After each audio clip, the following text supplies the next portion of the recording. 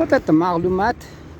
И вот хорошо, даже вот ходил я регистрировать из Средней Азии жильцов своих в УФМС. Там тоже вот маглюмат. Потихонечку возвращаемся к истокам. У нас даже вот насколько бедные профессор Газизов, или как его, Ганиев профессор, да, там у меня есть русско-татарский, татарско-русский словарь, и то, знаете, сколько там можно найти слов, которые у нас мало употребляются. Вот если бы не было бы родственников, которые, или там друзей некоторых, которые татары, 100%, а не знают родного языка, не общаются на нем, я бы, наверное, не чувствовал бы себя знатоком языка. А иногда вот, если, допустим, залезу в словарь, там анекдот такой есть.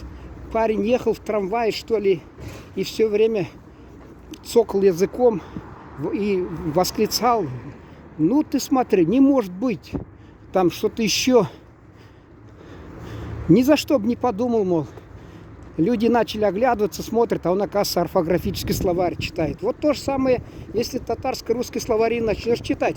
Столько. А я вот проездом через Уфу, помнится, в свое время купил двухтомник. Значит, как-то фарси татарский, что ли, с арабского там, с фарси, да, татарские заимствования из этих языков. Я там, арабский, это я даже потом по заказу делал, специальную одну монографию написал, мне там заплатили заимствование в татарском языке из фарси. Я там поразился. Память-то с детства хранит вот это в кладовых, там где-то в глубине. Вот некоторые слова вспоминаю, что это слышать доводилось. Вот это слышать доводилось. Но сейчас вытесняет. Народ-то, знаете, газет на родном языке не читает, журналов не читает, книги крайне редко. По радио он мало что слушает, все практически, да. Он сидит в ТикТоке, всякую фигню смотрит. И по телевизору он крайне редко на татарском языке что смотрит, только на концертах. А там, знаете, зачастую выступление там, допустим, перед песней что-то выступает, а у них может быть ограниченная там информация какая-то. Как я даже в родном селе заговорился раз с братом, разговорился с Одессой, я говорю, беднеет здесь мой словарный запас. Он говорит, конечно, о чем можно в селе поговорить? Ты корову подоила? Вот они в основном вот так. Или, помнится, встречали там в детстве там товарищи на улице. Единственное, привет. Главный вопрос, в кино пойдешь? А какое кино? Такое-то. И тем не был разговор для разговора. То же самое происходит сейчас вот. Обеднел наш язык, потому что если, допустим, любой там не употреблять некоторые предметы там, вот какие-то, даже если иметь в виду режущие там какие-то эти, то, естественно, колющие, режущие, они же тупеют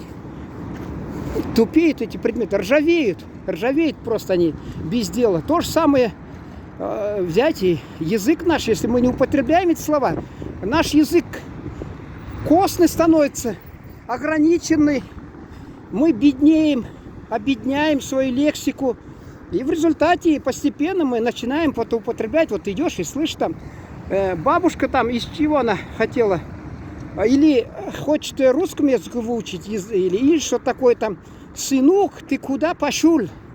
Ну, учи тогда правильному русскому языку, или тогда вообще на родном языке учи, а не куды пошел. Он что теперь, внук, куды пошел будет запоминать, что ли, бабушкины слова? Время у меня, к сожалению, тут ограниченное, мало остается, поэтому я надеюсь продолжить эту тему, если желающие найдутся. Все-таки наш родной язык надо хранить, будь то наш родной татарский или казахский. Это проблема всех наших народов там по Волжье. Проблема тюркских народов, чтобы сохранить наши родные языки. Это святой наш как долг. Об этом не надо забывать. Потому что потом мы теряем нацию, потом уважение к себе.